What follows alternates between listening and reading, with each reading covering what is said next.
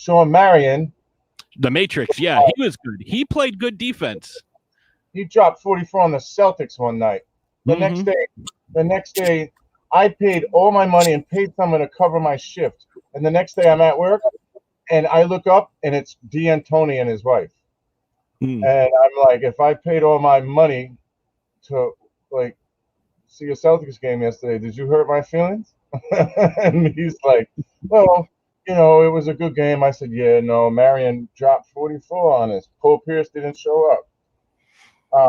Me on my 29th birthday, I went to go see Ash bought me tickets to the Celtics, and I saw some random fucking guy for the Rockets. Like this, they were playing the Rockets. I'm like, they'll smoke the Rockets. Garnett fouled out. Rondo fouled out. Pierce got torched by some dude that just came up from the fucking G League. Like, it's like a random really fat night. It's like some random white dude. I have no idea. I couldn't even tell you his name right now because I think he was on like a 10-day contract and he scored like 7 points. Not Davis. Perk fouled out. I'm watching. I'm like, 3 guys fouled out for the Celtics at home. I'm like, you've got to be shitting me. Aaron Brooks for the Rockets had like 30 points. I was like, this is some bullshit right here. So I want my money back. A friend of mine, I was on vacation. Like I was living in Arizona. I was on vacation, and a friend of mine took me up to TDI, and didn't tell me why, but it was a Laker game. And parking got messed up halfway through, but like Shaq played, Kobe didn't play, Antoine didn't play, and Pierce sat down. Ugh. Does anybody remember Reggie Lewis? Yeah, they made the track center after him. Yeah, I know. That was just unfortunate. The team would have been so different if the legacy would have continued. I did get to see the when I was working at the boarding school. I did get to see the Celtics play the Suns because I enjoyed watching the Suns at that point. I knew they'd never win anything, but I enjoyed watching them. You know, I've always had a soft spot for the Suns. You know, ever since I was a kid, and Barkley was my favorite player. So when Barkley went to the Suns, I have a picture of me from like '95, and I have my San Jose Sharks starter jacket and my Phoenix Suns hat, just because I just liked him. I liked Kevin Johnson. I didn't care much. AG, he was good. He played 10 years. Is he still a mayor? Is he still a mayor somewhere in Sacramento? Is he still? He got elected somewhere for a minute. Yeah, I do have a good Charles Barkley story. Okay. I was working in Phoenix, and he had just retired, and I'm in a bar with coworkers after work. We worked at Houston's, Camelback at 24th. If anybody's paying attention, if we do air this, but it was called the Merc Bar, and we walk in there, and I'm a white boy with dreadlocks down to my back at that point, and they made me take my hat off because it was like a rather nice bar, and Barkley's in there with a bunch of dirty white hat frat boys around him the whole night. And I wanted to talk to him. He had just retired. And then before I left, I just went, "Hey, excuse me, sir." And he said, "What's up?" I said, "I just want to say the NBA lost somebody that ain't afraid to run their mouth, and that's just unfortunate." And he goes, "Nah." He gave me a big hug. And he's like, "I'll be on TNT." I'm like, good for you, yo. Like, he's a character, man. He's a good person. Yeah, I liked watching him because he was a guy that, you know, shouldn't have been as good as he was, you know, for his size. But he was so good. In college, he wasn't like the round mound of rebound. I mean, he gives credit to Moses Malone for teaching him how to be better. He said he wouldn't. In college, he was great. But when he got to the NBA, but then, I don't know, did you like the Houston Rocket days when he was over there? I was kind of and the old Clyde Drexler. Oh yeah, I remember that. And Scottie Pippen. Yeah. How'd it go? All right. Ash just came home. She was off filming today. How'd that go? We have to exactly. You guys should How'd let that everybody go? know what you're working Yeah, on right now. tell us what she did.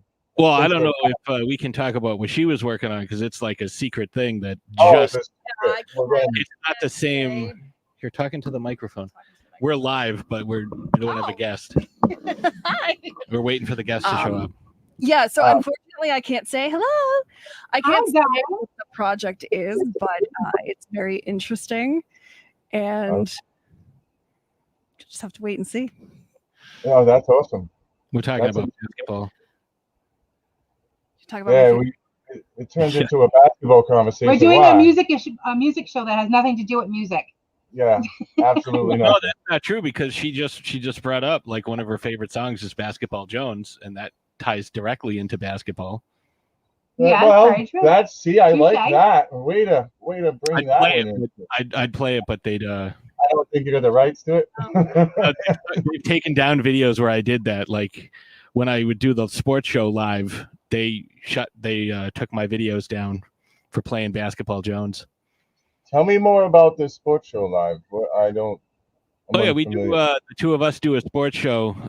We haven't done it in a couple of weeks because we've just been way too busy. But we do a sports show pretty much every week, and we just talk about whatever happens to be going on.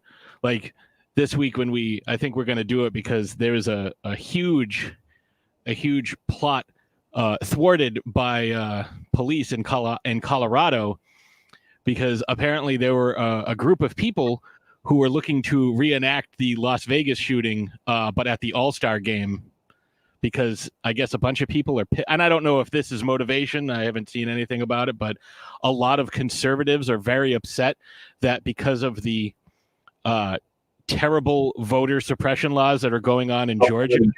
And having to move it too. They moved it from Indiana to Colorado. They moved the All-Star game. So a lot of people got up in arms and freaked out. And, so I don't know if this has anything to do with that, but they were looking to reenact because they loaded up a shit ton of guns. It was like 4 people and they had a ton of guns, and they were renting out a room that overlooks Coors Field, from what I understand about. Because I've only seen one quick article about it, and no one else has. But I haven't. I've only read one article. I haven't heard more than the one thing I read. Same, and I think it was Yahoo Sports that put it up, because it hasn't been on ESPN, it hasn't been on The Athletic, it hasn't been on any other. They'll bury that story, which is insane. Because you should really talk about that, like. It's content. And again, it's scary. And it's a prediction. A warning to everybody. It's a prediction. There was when the Springfield Isotopes won the championship. They're like, wow, how Homer's like, wow, how are they in first place? And they're like, oh, that sniper at the All-Star game was a blessing in disguise. Oh wow! And it very nearly predicting stuff with the Simpsons again. I always do everything with the Simpsons. You predict stuff with the Simpsons. Oh, did I predict it? No, just the Lisa Simpson thing. Just the Lisa Simpson thing, which, I'm sure that they're watching me. Like, well, now they're watching me too. Bleep them. Well, they're looking for new ideas, and it's like, I don't know, let's do a live action Lady and the Tramp. Oh, we already did that. How about a live action Finding Nemo? It's like, hey, that Dodgers pitcher, is that too much of a hot topic to discuss live? Oh, Trevor Bauer? No, like I think that's. What do you think about that? I think that they handled it correctly, sort of, by putting him on administrative leave because they're trying to get to the bottom of it. So at least they they're not punishing him.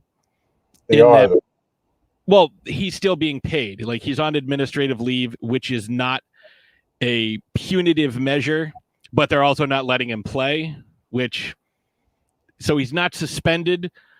Like, he can still travel with the team from what I understand, but he's on leave. I know I might be wrong about that traveling with the team thing.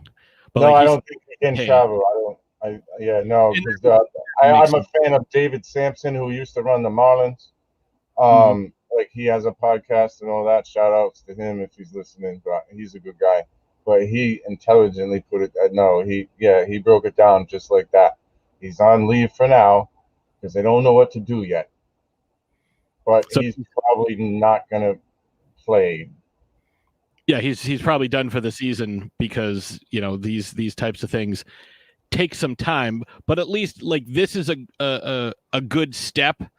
So they're not like jumping to conclusions and just being like, all right, you're obviously guilty, so suspension. Yeah, no, it's not like the NFL. It's not like the NFL where you like before you even get convicted. No, this is a way to do it where we're not convicting you of anything yet, but you're on notice. Right. You can't play because we can't have you out there because we don't know what's going on, and we don't want this to turn out be like, yes, your accuser is coming out and saying like, yes, this is what happened and this is true. So it's like, shit, we had this guy playing for the last 3 months. It's very different than what the NFL is doing with Deshaun Watson, which is nothing, even though he's got like 22 accusers. Like they haven't said, okay, we're going to put you on leave because the NFL just doesn't give a shit about women. You find it odd at all that most of them have the same attorney? No, it's the same. I look at it the same way as, how any lawsuit. Like, I don't know. I find it odd that they all have the same attorney. No, because I look at it like, this is someone that's like, I represent this specific type of client. Like when you get into a law practice, like you say, okay, I'm going to do personal injury law, or I'm going to do, tort law, or I'm going to do like, there's a lot of different subsections. It's like going to a doctor. It's like, oh, my back hurts. Let me just go to this guy. Well, sorry, I specialize in feet, so I can't help you with your back. Like it's like with Dr. James Andrews for years was anytime somebody needed some sort of ligament. MRI. Yeah, they needed some sort of ligament or something taken care of. It was like an ACL or Tommy John surgery. It was always James Andrews, regardless of the sport, because he was just considered to be the best that there was. So everybody would go to him. But I think it's the same thing with these types of lawyers, especially where it's like, all right, the first few people. It also probably has to do with location as well. Like Texas is a big place. Like, I don't have a scale. I've only lived in Massachusetts in my life. So if I drive for 5 hours, I could be in Maine, New Hampshire, Vermont, Connecticut, New York, Pennsylvania, New Jersey, all these different places. You drive 5 hours in Texas, you're still in Texas. It takes 25 to get through Texas. Yeah, you want to drive for 5 hours in Texas. It's like, great, you're just in a different part of Texas. Like it's a different tumbleweed. Yeah. And a racist cop. I'm sorry, I didn't say that out loud, did I? You're not getting too far. No, Texas is a different. It's like Arizona. It's the Wild West, man. And that's another huge state. Yeah, I don't like what they're doing over here. But like I said, I do have affection for the Phoenix Suns. Mm-hmm. I mean, I got mad at them every time. I used to go every time they played the Celtics, which would be like once a year. Yeah, because they do like the home and home series. Yeah. But I do have affection for that team as long as they don't San Antonio crushed their hearts a bunch of times. Like Duncan and better coached. They played a more that's a team that could keep up with them scoring wise, and they played way better deep. Like that starting five, doesn't matter which starting five. Like, if you want, Duncan and Bruce Brown, Bruce Bowen, like Bowen, that dude, Bowen, was fucking dirty, and he was evil too. He was like Raja Bell before Raja Bell. Yeah, and way dirtier. He was way dirtier. Like he wasn't. The Celtics had that was dirty. Avery Bradley. Yeah, he was. Bradley was the defender too. He was a good defender, but he wasn't in the same league as Bowen. The G League. Bowen The was, G you League. know who Bowen reminds me of? Patrick Beverly. Like that's the type of guy. Beverly is. Yeah. So I have a question for you today. Sure. Seeing it's Sid would have been Sid Haig's birthday. Mhm. What was your favorite memory of him? Oh, I'm that's sure easy. you guys have met him. That's easy. 2009 Rock and Shock. I went that Friday, and Ash didn't go with me, and he signed a bunch of stuff and gave her some stuff for free because it was her birthday, and he was super nice. And we have House of a Thousand Corpses and Devil's Rejects both signed by him. That's awesome. I miss him. He signed a pair of panties and wrote, "It just tastes so damn good." Yeah, happy birthday, rest in peace. I have a Captain Spaulding, a couple of different Captain Spaulding dolls autographed by him. Nice. But like my best memory is he was my first interview. Oh, that's great. So, yeah, like my favorite person in the whole world was my first interview. So like that's my favorite memory. And him, I was giving him a massage. We were all at dinner one night after Scaricon. And I was giving him a massage, and he was like, "Oh my God, kid, I'll give you 3 days to stop," because he was like so stressed and he was so tired because he'd been running around by himself most of the day. Mm-hmm. So he was like, "Oh, you have no idea how much I needed that." Yeah, he was awesome. I gave him one of my books just to have it. He's like, "Oh, thanks. Now I have something to read on the plane." He probably never read it. Probably like just threw it in the suitcase somewhere. But still. Could surprise you. He could have read it. Yeah. They get busy and then, they don't have, maybe he just didn't have time to post what an awesome book it is. Maybe. I mean, it wasn't, it's not my best, but, I thought it was, I just wanted to get it out there. I think I gave him one. I gave a couple of people copies of that book. This is my Monsters in the Closet book.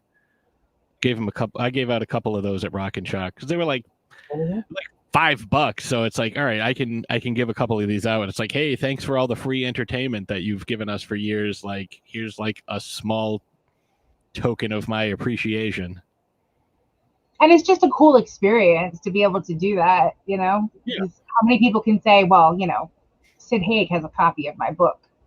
Like I have a poster that Ash made for me because the year before we started dating, I had gone to Rock and Shock and I got a bunch of people to take pictures with so I got like Ashley Lawrence, Zach Galligan,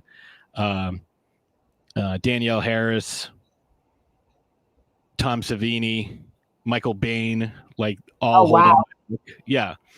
And That's they weren't awesome. charging me to do that. I was like, would you mind taking a picture? And that was fun. Like that was, it was a good time. Ugh. Well, instead of wasting your time with just talking about random nothingness right now, go see your brother. You still have time. Oh no, it's late at this point. I'm planning to go to see him tomorrow. That's what we're doing. But I don't know if you guys want to talk about anything else before we wrap up, or we can reschedule for.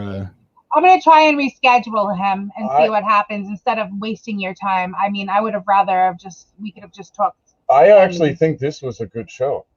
Yeah, this isn't bad. Like we just, we started randomly talking about basketball and we got into this. I didn't know what to do with it, but I thought it was a good show, man. No, it was a good conversation. But I don't, there's no point in tying up your evening when Ashes just got home. So yeah, go handle that. Go spend some time with your lady, and we appreciate you. Thank you for the good doing this again. Yes, thank you. Oh, of course. I'll I'll get this saved and wrapped up, and I'll get it uploaded to Pinecast tomorrow. Yeah, we can use it as a little like a filler. I don't see why not, and I told you I want you to talk more. So filler episode. If I know if I'm familiar with who the guest is, I can talk a little bit. But if I'm not familiar, I'm just going to I will sit off to the side. My saving grace with this is that he was a Devil's Rejects fan, so that was going to be my line of questioning. But I mean, everybody heard a Fuji record. Everybody knows the 8 Mile soundtrack. So if you don't know a Fuji's record. So whether you know him directly or indirectly, you know who he is, type of deal. Yeah. And the Fuji's record is from in the song Cowboy. Yeah, you're familiar with the work that he's done, so. Yeah, but that, I mean, like everybody does. Well, he did the 8 Mile Wolverine. soundtrack too, so you can't, everybody. Again, that's a movie that everybody knows the soundtrack. They just don't know that, now they can put a face to the name on the album. Well, he found this little rapper before Dr. Dre did. His name was Eminem. Oh, wait a minute. 8 Mile. That's the one about the spaghetti, right? That's the spaghetti movie? Yeah. That would be the one. Go take care of your people, man. Thank you for the good conversation. Oh, anytime. I'll talk to you guys soon. All right, honey. Thank you. Bye. Bye.